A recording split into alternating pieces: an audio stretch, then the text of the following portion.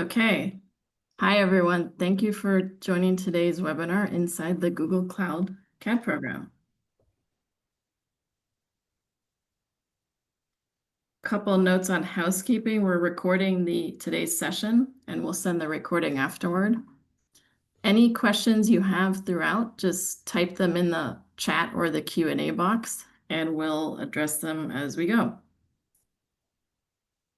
So I'm going to do a quick poll and then Liz is going to share with us all about the Google Cloud CAD program. And I'm very excited that Liz is here. And you'll hear from her. She's going to introduce herself in just a minute. Quickly about Ignite, we're solely dedicated to helping B2B companies design, manage, and facilitate best-in-class CABs. We've completed over 300 engagements across the globe, and we've developed many of the industry best practices. So we always like to do a poll here. Let me launch the poll. What is the current status of your customer advisory board program or partner advisory board program? Don't have one yet, trying to launch. Existing program on hold, program in progress, or expanding and adding new boards. Just going to give it another 10 seconds or so. So far, looks like the majority is running the program in progress. So I'm going to let me end the poll. Liz, do you see the results? Just checking. I do, yeah. Okay, perfect. So it looks like a majority here are either expanding your programs or you have a current program in progress. So thank you for that. Wherever you are on your journey, you're definitely going to get some great tips here from Liz. Let me hand it over to you. I'm going to turn off my video and you can go ahead, Liz. Awesome. Thanks, Tatiana. Hi, everyone. Thanks for having me. So I'm Liz Lan. I lead customer advisory boards for Google Cloud. I've been with Google Cloud for about 10 and a half years, and I've been focused specifically on customer advisory boards for the last 5 years. If we go to the next slide.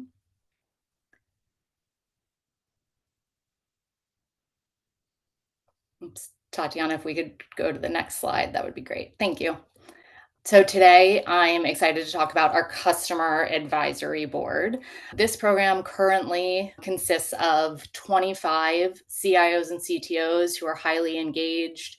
It's an invitation-only program, really designed for mutual value, but we didn't start here. We evolved to this point over kind of the last 5 years. And so over the next little bit, I'll just share what we did to get to this point.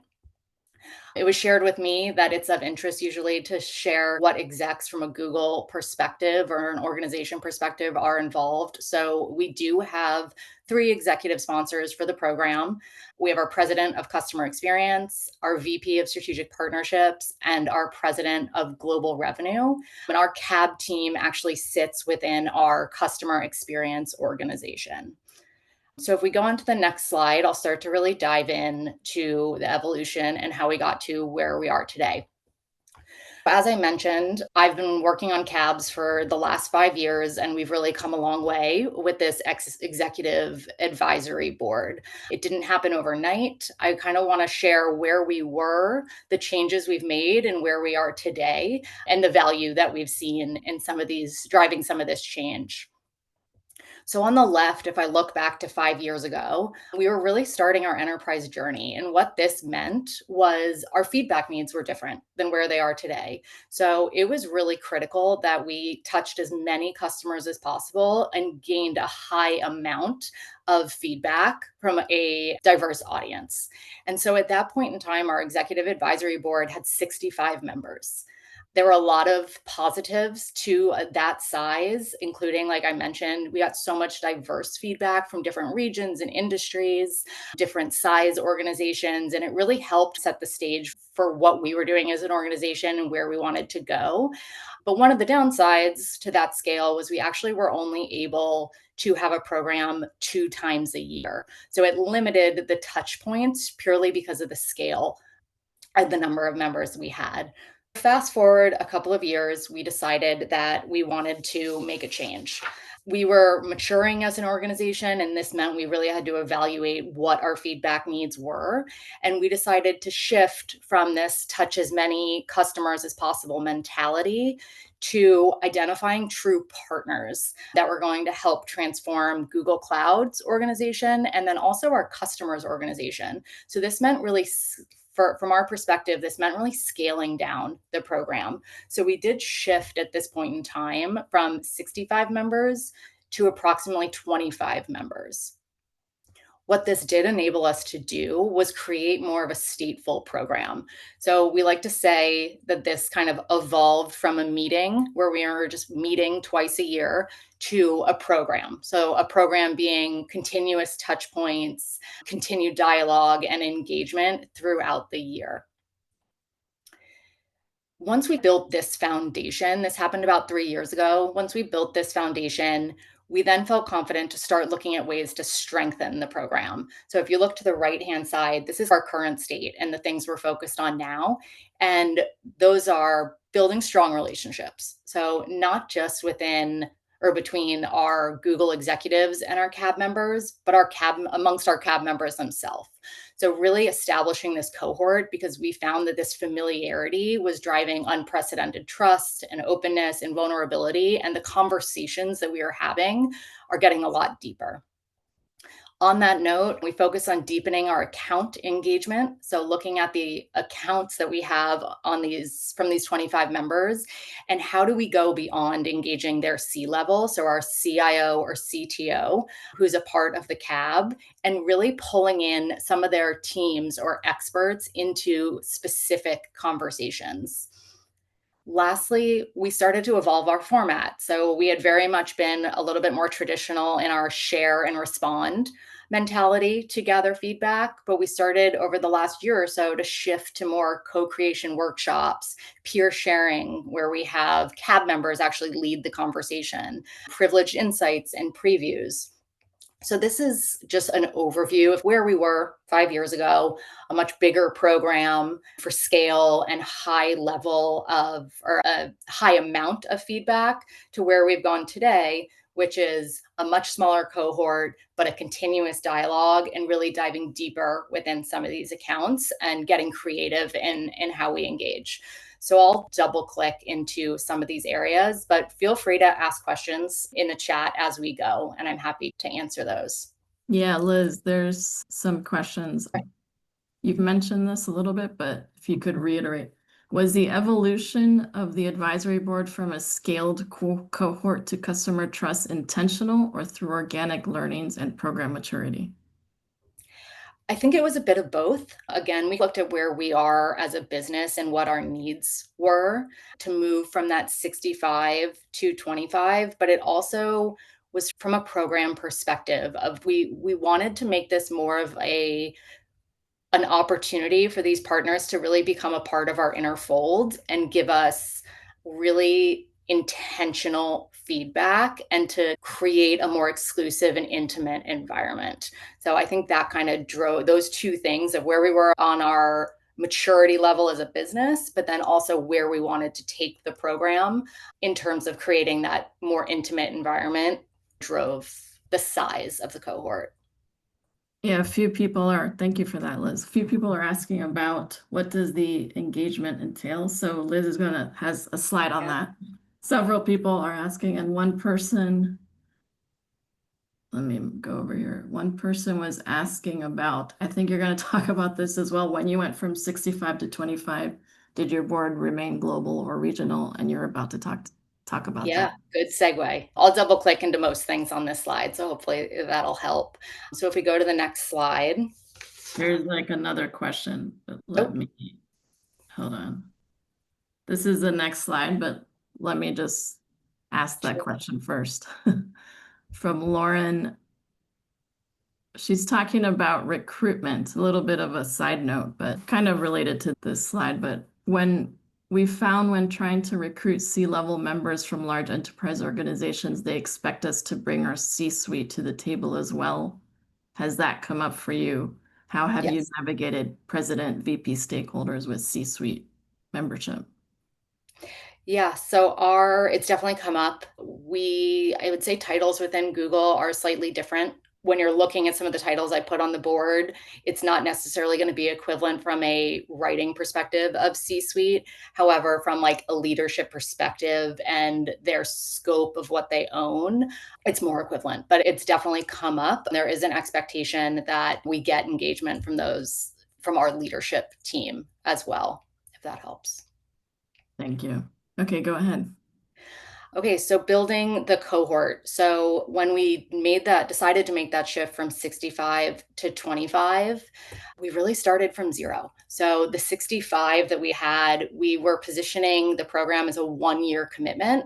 So we did have the opportunity where the 1 year commitment was fulfilled and there wasn't an expectation to continue on. So this allowed us the flexibility to make these changes. So that kind of first question we had to ask ourselves is, what is the right size? We landed around 25 because, as I mentioned before, it was really important that we keep this intimate and exclusive, but we also wanted to make sure we had enough participants to have meaningful conversation. Our next biggest focus when looking at, okay, we want 25 members, where do we go next? We wanted to make sure that the customers that we were going to bring into the board were representative of our broader customer ecosystem. So this meant that the feedback that they would provide us with is a snapshot of other customer sentiments that are facing the similar business challenges or driving towards similar outcomes. And how can we take their feedback and then scale it to the broader business, especially with such a tight group? So that was really important. This also meant that we needed to find industry and regional diversity. So, to answer the question before, this is a global program, and we do have diversity amongst our priority regions and our priority industries. One of the biggest changes we made when evolving in this manner was when we were at the 65 level, we relied on bottoms up nominations. When we made this shift, we actually decided to partner directly with leadership and handpicked the accounts and the leaders that we wanted to participate in the program. So it was much more tops down.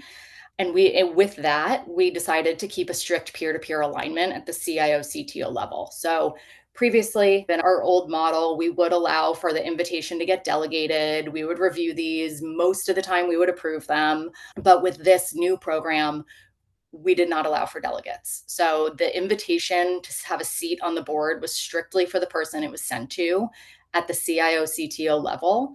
And this ensured that we maintain that CIO CTO peer alignment so that the customers that are joining our board are facing similar challenges and opportunities and really want to relate and connect with their peers directly.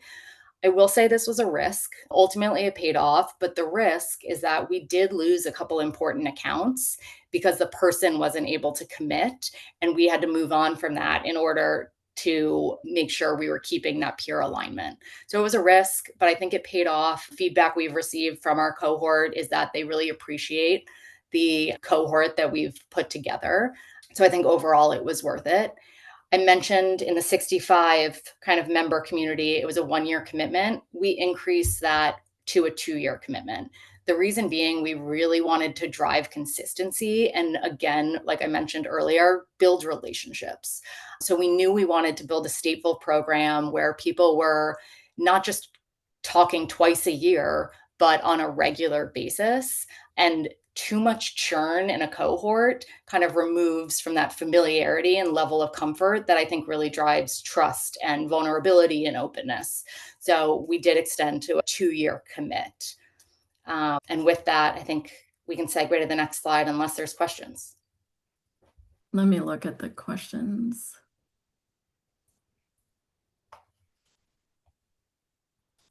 Yeah, people continue to ask about the engagement, which is this slide. So go ahead. Okay. Sounds good.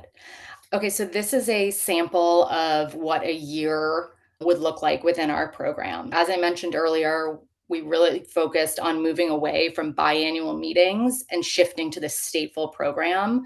And this meant we wanted to maintain a constant pulse on customer sentiment, but we also, not to sound like a broken record, but wanted to create familiarity and build relationships amongst the cohort. So as you can see, we engage our CAB members almost every month.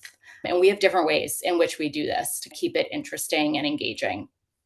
So, starting from the left, we do meet in person once a year. This is usually in Q4, and we spend about 2.5 days together as a board.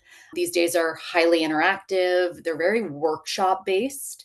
We've changed a lot of big program rocks and ways of which we approach, but also smaller, more tactical and operational things. These in person meetings, we remove tables from the room altogether just so that we're driving interaction, engagement, and removing any distraction. So check their laptop at the door per se, because there isn't a table that they can sit there and work. We have rolling chairs and big whiteboards, and people pull their chairs up. Sometimes we even ask them to stand up. So we've really started to push the limits in how we're getting them to engage in these in-person programs. And then what we do during these 2.5 days is we really listen for signals of what our customers are interested in, or what business outcomes they're driving towards, and what feedback they're providing. And we start to identify topics that we can then launch a series of deep dives into. So you'll see different deep dives listed up here. Deep dives, again, are identified based on what we hear in these in person meetings and where we want to dig further into. I mentioned earlier that one of our goals was around deepening account engagement. So, engaging not only with our CIOs and CTOs on the CAB, but allowing them to bring in a plus one so that we engage with their directs or experts on certain topics. This is how we do that. So, for instance, if a deep dive is specifically on a security topic, we allow them to bring in their CISO. This does allow for kind of richer dialogue and more specific feedback. And we keep a pulse on these. Sometimes it's not just one deep dive, we find a double click into another topic, but we really identify these on an ongoing basis. A question on the Yeah. deep dives. Are these all virtual or any in person? Yes. So they're all virtual. Okay. Yeah. And they generally range from about 90, and like I would say 2 hours to 2.5 hours. On the lower side, I would say 90 minutes, but on average about 2 hours virtual. So there were a ton of questions on the recruitment going Yeah. back to the Yeah. list. Are you okay if I ask some of those questions? Sure. Okay, which metrics factors do you use to decide on who is part of your member cohort or the ideal profile? Yeah, so we really focus on strategic partnerships in terms of who can we innovate with, who's really doing different things in their space with our technology. So it's less about strict criteria per se for us. Like we don't necessarily have metrics around spend or scope and size of the company itself, but really around how are we partnering together? Because I think that's where we get the biggest feedback. Someone's actually using our products, using our technology, is really committed to what we're doing together to really drive their business outcomes. That's really what we ground on. Thank you. Somebody asked, Larry, do you allow SVP or VP, like non-CIO, CTOs, those specific titles to be part of the board? Are there any cases So, that you do? yeah. So knowing that not all titles are made equally. So again, I mentioned that like Google titles are sometimes different than a company in financial services. And so we really look at what the scope of the role is for the person. So if you were to just strictly look at titles on our board, you would see a couple that aren't CIO or CTO, but their roles and how they engage within their company are at the CIO level, the CTO level, and what their overall, I guess the best way to say it is what they're responsible for within their companies. So, yes, you could see a slide where we present our CAB members, and the titles aren't all exactly CIO, CTO, but it's more about what are they responsible for within the organization. Yeah, that definitely makes sense. A couple of people are asking about, do you roll everyone off at the end of the 2 years, or it's just a rolling exit? I believe you only did that for the initial, when you Yeah, scaled down, and then yeah. So secondary question is, do you find it difficult to recruit at the start of the program? So to answer the first part, the when we had the 65 member advisory board, that was very much a 1 year commit and we ended it there. We sent a thank you for your participation and providing feedback in December at the end of the year. We then were able to start net new. Where we are now in this evolved model is we do ask for a 2 year commitment, but if I'm being honest, we're on year 3 and I would say 95% of the board is the same because we've created this cohort where people are really engaged. So we don't have a strict, this is over at 2 years. We really keep a pulse on engagement. So if there's a CAB member that we haven't seen in a while, or their role has changed, or if they leave the company, that's where we reevaluate membership. But for the most part, we've seen such high engagement from our 25 members that we keep it rolling year over year, knowing that we can always evaluate as needed. Yeah, I agree with that principle. Someone else is asking, Anne Marie, how early do you start recruitment? We like to say it's like ongoing, but Yeah. do you have any like specific touch points where you look at maybe member refresh or something like that? I would say it's ongoing. We're always keeping a pulse on different accounts or people that we might want to join the board, but we don't have a strict, I wouldn't say we necessarily have a strict, like, on this date, we're going to revamp the entire thing. It's a little bit more rolling. Or if we're leading up to an in person board meeting, that's a little bit more of an opportunity to start an engagement with someone versus bringing them into the middle of a series of conversations. Definitely makes sense. Someone else is asking, I don't know if you've had this experience, but how do you handle clients that are upset they are not included in the board? Have you ever had that experience? So, a little bit. And what we generally do is our executive customer advisory board, this program, we do recognize that there are other feedback needs across our business, or there's other customers that want to get engaged that aren't necessarily in this cohort. Our team, as well as teams across Google, do less formalized feedback forums. So not ongoing stateful cabs, but more pulling a group of customers together to get specific feedback on one thing. And generally, if there's a customer that's upset that they're not engaged in this specific thing, there's always opportunity to have conversations for feedback. It might just not be on this board. So we generally always can find other ways, other strategic ways to engage. Thank you. Lots of questions. I'll just ask you a few more, and then I know you have a few more slides. Yeah. When you started early on, was it just one time per year in-person engagement? When we started back in 2020, it was one time a year in person and one time virtual.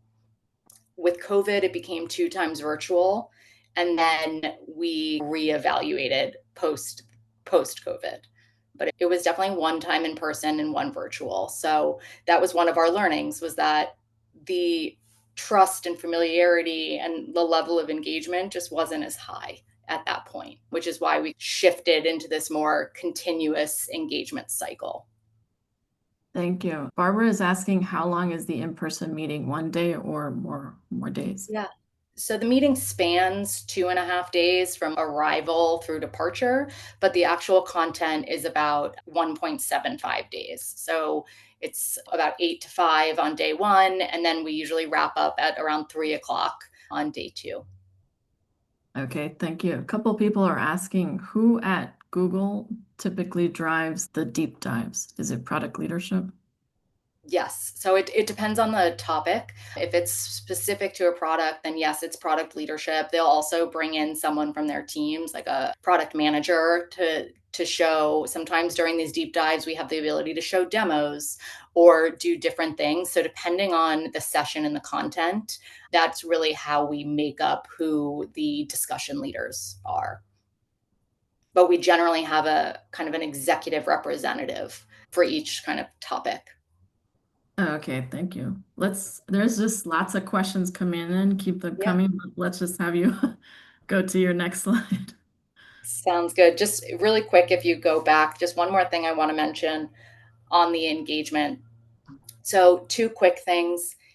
You'll see something on here called Next. So this is a Google Cloud customer event run by our marketing team. The reason I'm calling this out is because there are programs that we don't necessarily own as a CAB team, but we do leverage. So our CAB members do get an invite to like the executive track at Google Cloud Next. And then we're able to create programming around that. So we'll do things like exclusive networking for our CAB members. The last thing, or two other things I'll mention, is across all of these, our invitation process is very high touch and customized. So we write every invitation. It's not being sent from a marketing platform. Even for Next, for Leader Circle, which is a program that the CAB team does not own, we actually own invites to our CAB members because this just provides for a better customer experience. So we'll connect them to the right people and the right RSVP platform, but we're able to position it in a different way for our kind of 25 CAB members.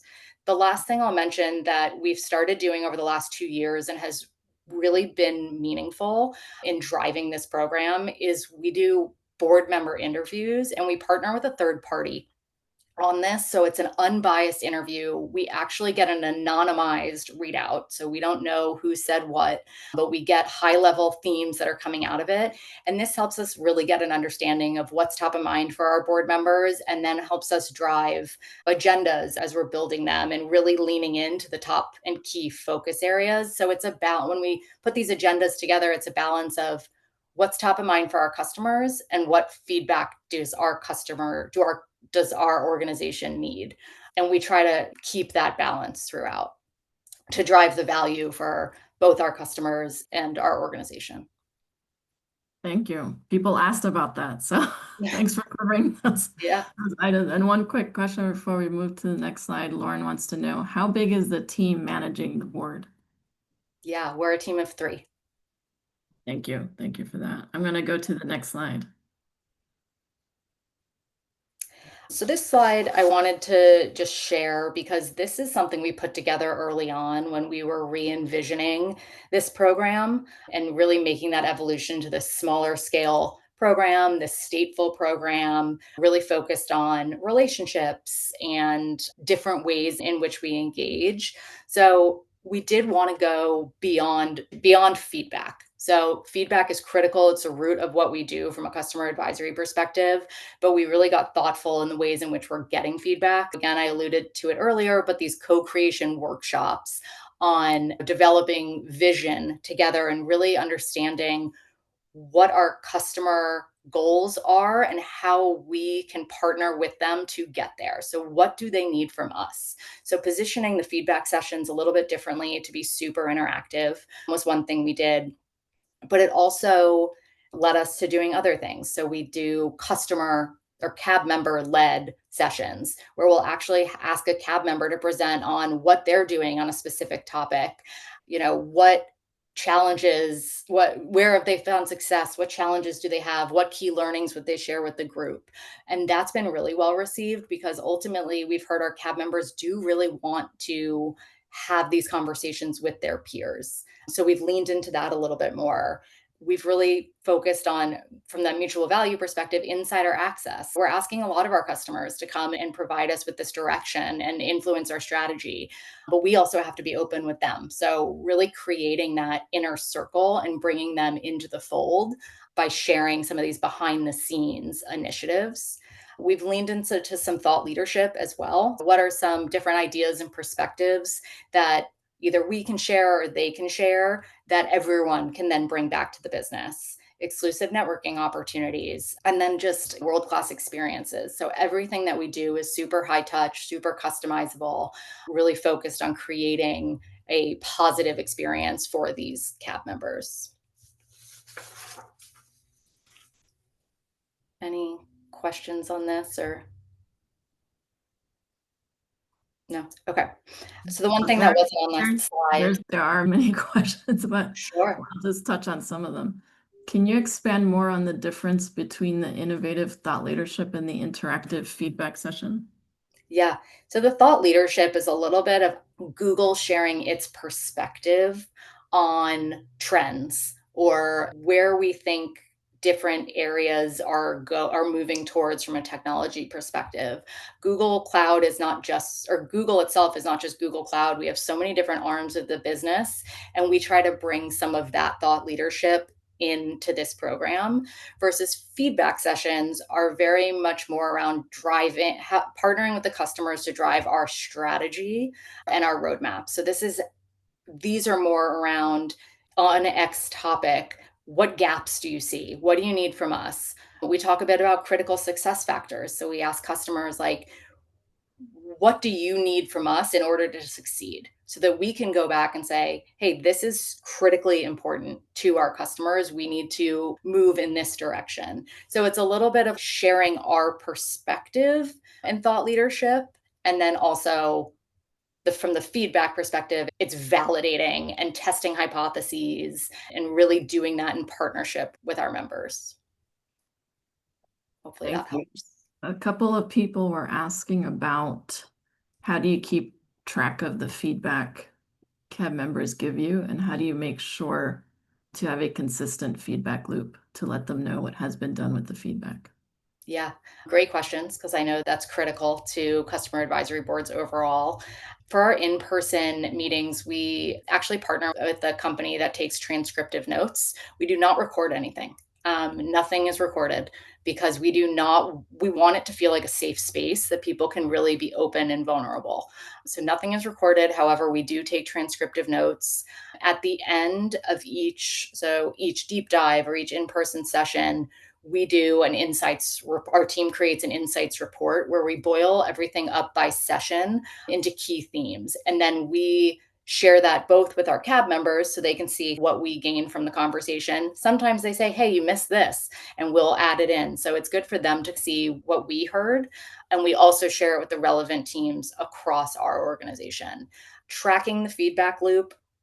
So we open every meeting with this is what we heard and this is what's been done about it. And the biggest thing that we've found from this is it doesn't always have to be closed in the sense of we heard this and we did this. It can be we heard this and it's still top of mind, but we actually haven't done, like, it hasn't happened yet, or it's driven us to think about things in this way. It doesn't have to be so like black and white. It can be a little bit more of we just need to show that we've heard the feedback, whether it's truly been acted on or it's helped us in other meaningful ways. So every session for our in-person meetings and our kind of mid-year virtual meetings does start with this is what we heard from you and here's where we are, a status update, if you will. Thank you. Question from Lynette. How do you keep the topics fresh and interesting every time so that the feedback isn't repetitive and the board members don't feel they are constantly repeating themselves? Yeah, I think we're in an era, specifically with technology, that there's so much fast-paced growth and change that it's actually harder to keep up with. So we have this opportunity that our topics are kind of always changing, and the way we're thinking about things is always changing. It hasn't been so much of an issue for us in terms of running out of topics, because every time we get together, there's more questions and more, hey, let's have a conversation on this, or let's focus on this. A lot of the times we actually have a running list of topics we haven't gotten to. And we're like, okay, we need to figure out where this fits in the program and how we bring groups together on this. Sometimes if it's a topic that's not necessarily relevant for the entire CAB, but there's a subset, you may have seen on my engagement with the timeline slide, I mentioned subgroups. Sometimes we'll just pull together a subgroup where it might be 5 members, but it's something that's super top of mind for them, whether it's because of their region or their industry, and have a smaller conversation. So we just continue to keep a pulse on what our customers are interested in, and then also what feedback our organization needs, both from a technology and a business perspective. Thank you. There's lots of questions, but go ahead with the with your slide. Yeah. So I think this is probably familiar to everyone, but we really try to drive mutual value. So for both Google for our organization and our customers, and there's different ways in which we do this, but with a feedback program, we did recognize that it's super easy for us to basically say, we need you to show up and provide us with, and then it's what's in it for me. So that's why we've really spent some time digging into what is the mutual value between Google and our customers. So from a Google perspective, obviously it's direct access to feedback. It's being able to pressure test hypotheses or validate our strategies. We create long-term customer relationships. We open new doors or expand existing ones. There's a lot of value for our organization. From a customer perspective, we're really leaning into there's the opportunity for them to build relationships with Google leadership and engage with them in meaningful ways, especially because this is so intimate and exclusive. These are small group conversations. So they're getting access, for lack of a better word, to some of these leaders in a different way that they might not have outside of this. We've also really focused, like I mentioned, on that peer community. We've actually gotten to the point where our CAB members have such trust and have created such a trusted cohort that they have a group chat that they run by themselves. Like, we're not in it, we're not a part of it. They started it and they run because at this point, like I said, probably 95% of them have been coming to these programs for two plus years. So they've really created connections amongst themselves. And there's a lot of value in that because it's important to look at how we're partnering with them. It's equally as important for them to hear how their peers are approaching different scenarios and driving to their goals. And then obviously they get the behind the scenes access and they really are helping to influence our business and technology strategies. But always keeping this top of mind. How are we making sure both sides of the coin are finding value in the programs that we're running?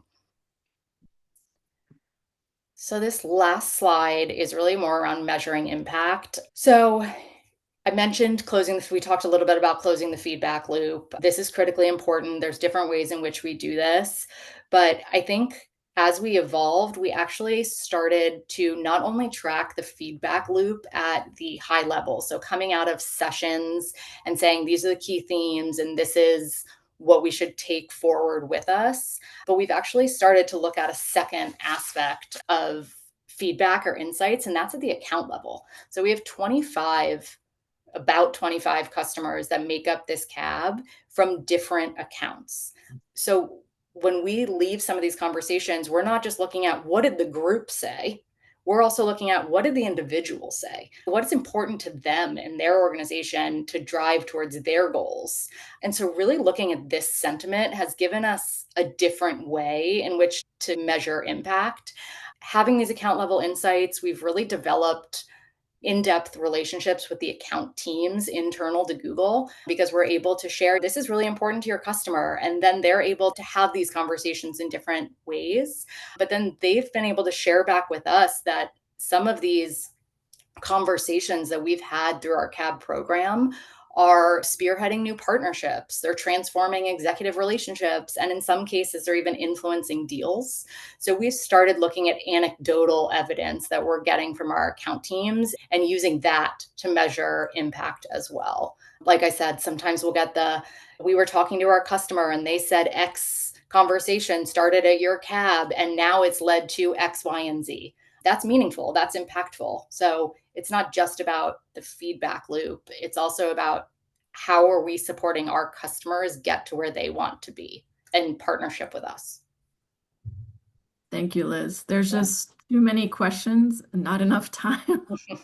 And I wish we could stay on a lot longer with you, but here we are. We're at the end of the session. What are your final words of advice? A majority of the group already runs CABs or someone who's launching a CAB. What are the few key items you want to close on? Yeah, I think so. Three things. One, not specific to the question per se, but just if I were to wrap up everything I just shared, this evolution to us has been meaningful. It's really worked for us in the program that we're trying to drive. I think some of these changes we've made, we've really seen a change in the way that we're interacting and engaging with our cab members and the way they're engaging with themselves, shifting to the smaller cohort, shifting away from one or two meetings a year into this continuous dialogue and multiple touch points, having that really high touch, customized program, being really thoughtful about how we're approaching agendas for each session. All of these things have led to increased engagement, which has been really great. If I were to leave like two pieces of advice, I think knowing your business needs. Are you at the point where more feedback is what's important? You want more of that 65 member diverse feedback, and that's what's critically important? Or are you in a place in your maturity where it's more about the relationships and tight partnerships? So evaluating that, I think, is really helpful. And then the second thing is pushing the boundaries on how you're engaging. The more we've brought these customers into our inner fold or the inner circle, the more open that they're becoming, and the more that they're creating this level of familiarity with their peers, the more vulnerable they're becoming. So we've had moments recently where we can sit back because the customers are talking amongst themselves. So I think those would be my two things. Like, what are the needs of your business and your organization from a feedback perspective? And how does that drive the type of program you're putting together? And then how are you pushing the envelope to really bring your cab members into the inner circle? Everyone's saying thank you so much, Liz. Also, thank you from Ignite. Everybody wants more interaction and more engagement. So we'll continue these sessions. And thank you, Liz. Thank you, everyone. Have a great rest of your day. Thank you. Have a good day.